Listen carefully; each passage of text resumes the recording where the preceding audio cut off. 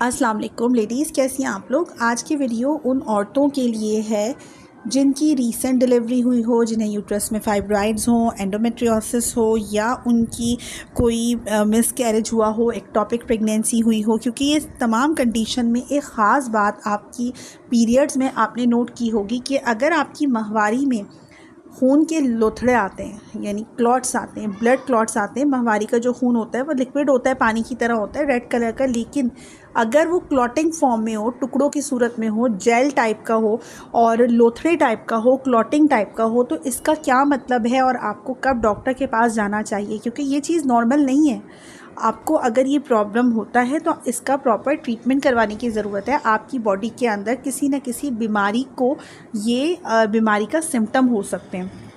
तो इसके बहुत सारे कॉजेज़ हैं। सबसे पहला जो इसका कॉज़ है वो ये है कि अगर अनमैरिड लड़की है और उसको क्लॉटिंग आ रही है तो हो सकता है कि उसके बच्चेदानी में, यूट्रस में फाइब्रॉइड्स हो, यानी रसौली हो। जिसके यूट्रस में फाइब्रॉइड्स होते हैं उन्हें हैवी ब्लीडिंग होती है। हैवी ब्लीडिंग में क्लॉट्स की फॉर्म में जो फ़्लो होता है वो निकलता है। तो इस कंडीशन में आपको डॉक्टर के पास जाना है। डॉक्टर आपका एक टेस्ट कहेगी।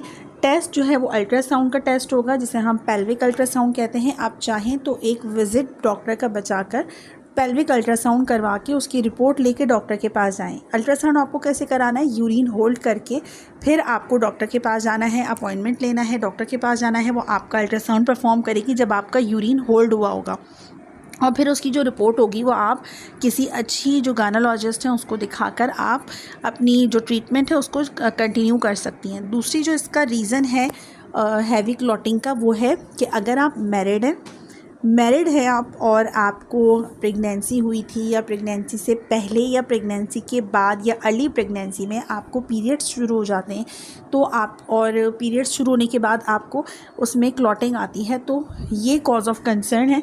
आपको डॉक्टर के पास जाना चाहिए। हो सकता है कि आपका मिसकैरेज हो गया हो अर्ली प्रेगनेंसी में, हो सकता है आपको ट्यूबल प्रेगनेंसी हो गई हो, जिसे हम एक्टोपिक प्रेगनेंसी भी कहते हैं, या बच्चेदानी के बाहर हमल का ठहर जाना भी कहते हैं। तो इस कंडीशन में आपको फ़ौरन डॉक्टर के पास जाना चाहिए। तीसरा जो रीज़न है वो है कि अगर आप मैरिड हैं या अनमैरिड हैं, ये दोनों सूरतों में दोनों तरह की ख़वातीन को हो सकता है एंडोमेट्रियोसिस या एडिनोमायोसिस। इसमें क्या होता है, ये भी एक बीमारी है जिसमें जो बच्चेदानी के अंदर की जो लाइनिंग है वो यूट्रस के बाहर बननी शुरू हो जाती है। जब माहवारी का टाइम आता है तो वो बाहर से भी ब्लीडिंग होना शुरू हो जाती है। तो ये काफ़ी डेंजर कंडीशन है। इसमें सीज़र होता है या ऑपरेशन के ज़रिए इस प्रॉब्लम को ट्रीट किया जाता है। बहरहाल एंडोमेट्रियोसिस, एडिनोमायोसिस को भी चाहे मैरिड हो, अनमैरिड हो, या यूट्रस में फाइब्रॉइड्स भी हों, ये दोनों तरह की लेडीज़ को हो सकते हैं। इसमें ज़रूरी नहीं है कि आप मैरिड हैं या अनमैरिड हैं। तो इस कंडीशन में ये सारी कंडीशन होती हैं क्लॉटिंग इन पीरियड्स की। ये चैनल मैंने प्रेगनेंसी के हवाले से या ख़वातीन की ओवरऑल हेल्थ के हवाले से बनाया है। अगर आपके जहन में कोई क्वेश्चन हो तो आप कर सकती हैं। मैं कोशिश करूँगी हर एक को प्रॉपर गाइड कर सकूँ। कमेंट बॉक्स ओपन है, आप क्वेश्चन कर सकती हैं। अपना ख्याल रखिए। अल्लाह हाफ़िज़।